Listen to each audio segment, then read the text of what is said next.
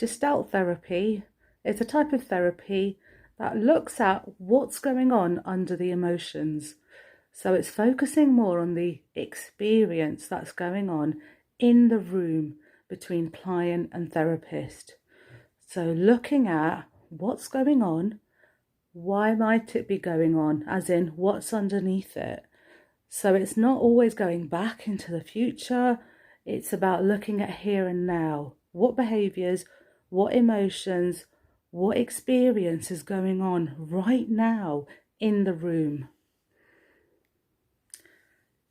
The aim of the therapy in Gestalt therapy is very much about understanding and acceptance. And it can take a while, it can take some work in order to understand and accept. It may require going through processes or using techniques to understand parts that may have been hidden or unfinished business that's blocking someone in going forward in something. So it's about understanding, picking out carefully, teasing out those things that might be blocked, that might need to be finished.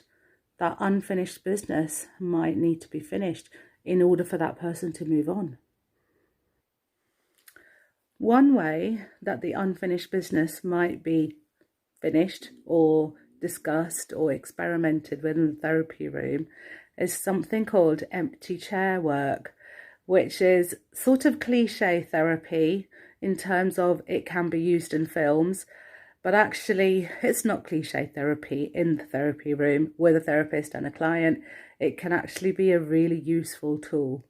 So empty chair might be, for example, the client talking to someone who isn't really in the chair, but we're imagining they are, someone who they need to say something to. They might have quite a lot to say to that person, and it might be that they never had the chance to say it, or they couldn't say it. It's part of that unfinished business again.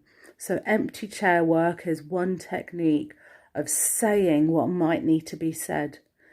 And it can really unlock some things that have been stuck, sometimes for decades.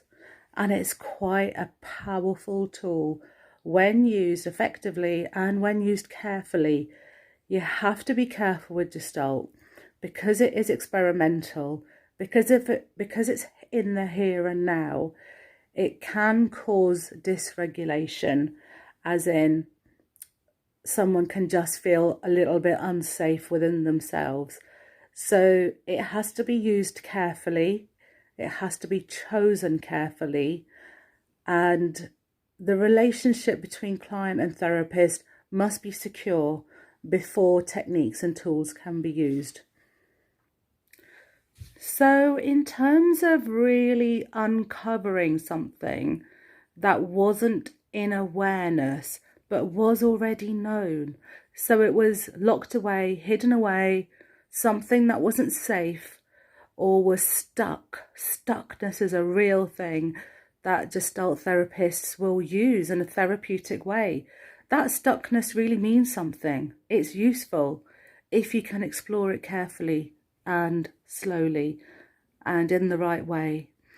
So understanding, building insight, bringing things into awareness that were maybe locked away, uncovering hidden parts of self that might have been locked away or just not in awareness for whatever reason. To summarize, Gestalt therapy is thought of as understanding that the whole is greater than the sum of its parts, which means understanding the whole, all the experiences, all the emotions, everything that is in awareness is greater than understanding in lots of details individual aspects of someone or individual experiences that have happened to someone. So that's what Gestalt is in a nutshell.